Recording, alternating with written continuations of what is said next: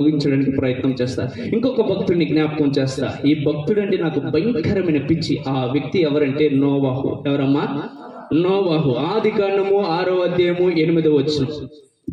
అయితే నోవాహు యెహోవా దృష్టి యందు కృప పొందిన వాడాయెను. అమ్మ, మీ అందరిని ఒక మాట అడుగుతున్నా. మీ అందరికి బైబుల్ తెలుసని నేను నమ్ముచున్నాను.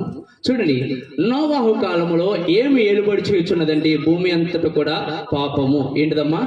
పాపం. అవునా కదా? అవునా? ఏమి ఏలుబడి చేస్తుంది? పాపం అనేది ఏలుబడి చేస్తుంది.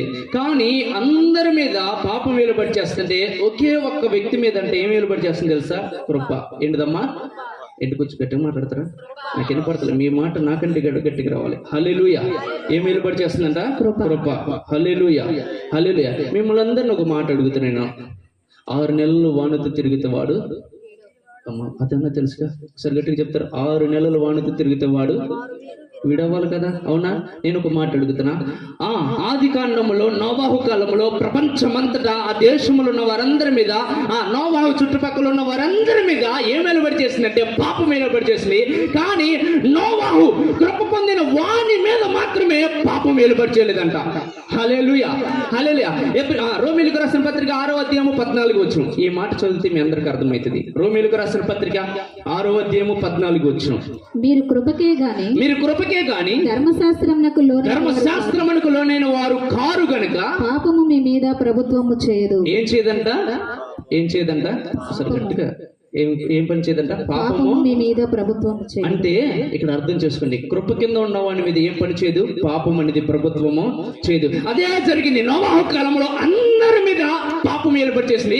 కానీ కృప పొందుకున్న ఒక్కని మీద మాత్రము ఏం పని చేయలేదంటే పాపం అనేది ప్రభుత్వం చేయలేదు. హల్లెలూయా. ఈ రాత్రి నీ మీద కూడా పాపం ఏర్పాటు చేస్తుందంటే ఎందుకని ఏర్పాటు చేస్తుందంటే నీవు అనుదినము చూచుట వలన, అనుదినము వినుట వలన దేవుని కృపను చాలా అంటే చాలా తక్కువగా చూస్తున్నావు. కానీ నీ మీద ఉన్న దేవుని కృప యొక్క సామర్థ్యం ఎలాంటిదో నువ్వు గమనిస్తేనే కానీ దానిలోనికి నువ్వు వెళ్ళలేవు. హల్లెలూయా. హల్లెలూయా. దేవుని కృప అనేది ఆషామాష వంటిది కాదు. నీ మీద పాపము యొక్క బలమును కూడా వెడగొట్టగలిగిందే దేవుని కృప. హల్లెలూయా. పాపం అనేది నీ మీద ఏలుబడి చేయడానికి వీల్లేదు. మరణం అనేది నీ మీద ఏలుబడి చేయడానికి వీల్లేదు.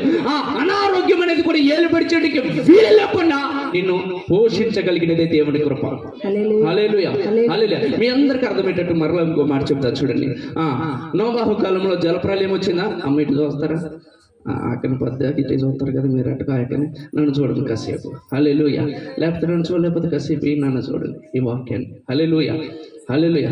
ఎవరు వచ్చినా ఎన్ని వచ్చినా ఈ రాత్రి దేవుని యొక్క వాక్యం మనకు వ్యతిరేకంగా మేము మనసులో దేనికి కూడా చోటు ఇవ్వండి. హల్లెలూయా. హల్లెలూయా. ఎందుకు తెలుసా?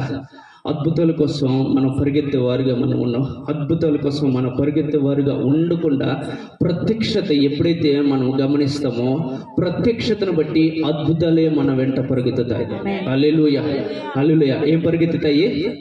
అద్భుతాలే. నీవు దేవుని వాక్య ప్రత్యక్షత చేత నీవు నింపబడితే అద్భుతాల కోసం నువ్వు పరిగెత్తడం కాదు, అద్భుతాలు నిన్ను వెంబడిస్తాయి. హల్లెలూయా. హల్లెలూయా. వాక్యం అనేది అంత గొప్పది, కృప అనేది అంత గొప్పది. ఇక్కడ నోవాహు కాలంలో ఏమొచ్చింది? జలప్రలయం వచ్చింది. ఏమొచ్చిందమ్మా? ఏమొచ్చింది? జలప్రలయం అనేది వచ్చింది. ఎందుకని? పాపం చేయడం వలన దేవుడు కూడా చూసి ఇక భూమిలో ఉన్న వారందరిని కూడా నశింప చేయాలని చూసాడు. నేను ఒక మాట అడుగుతున్నా. మీ దేవుడు ఎంత గొప్ప దేవుడు అంటే మీ అందరికి తెలియపరచాలని ఆలోచన కలిగిన ఆయన శూన్యము నుంచి సృష్టిని ఒక మాట చేత సృజించగలిగిన వాడు. మరలా మట్టిని తీసుకుని మరలా అంటే మనిషిగా మార్చబడతాడా? లేదా? దేవుడు అంత సామర్థ్యం కలిగిన వాడైనప్పటికీ కూడా దేవుడు ఎవరిని నశింప చేయడానికి ఇష్టపడలేదంటే కృప పొందిన వాణిని మాత్రం నశింప చేయడానికి ఇష్టపడాల. హల్లెలూయా. హల్లెలూయా. నీకు అర్థమైందో అర్థం కాలేదు నాకు తెలీదు. కృప పొందిన వాడు మాత్రం జలముల మీద వెళ్తే కృప పొందిన ప్రతి ఒక్కడు కూడా జలముల్లో కొట్టుకుని పోయాడు. హల్లెలూయా. నీ మీద ఉన్న కృప ఎలాంటిదంటే అసాధ్యమైనది. నీ మీద ఏ సమస్య కానీ ఏ దురాత్మ శక్తుల ప్రభావం కానీ ఏది కూడా నీ మీద పనిచేయకుండా దాని నీ పాదముల కింద త్రొక్కి పట్టి నార తీయగలిగిన సామర్థ్యం దేవుని కృపలో ఉంది. హల్లెలూయా. హల్లెలూయా. దేనిలో ఉంది? మరలా చెప్తున్నా, నాకు చాలా ఇష్టమైన మాట. కృప పొందిన వాడు ఎట్లా వెళ్ళాడంట? జలముల మీద. కొంచెం మాట్లాడతారు.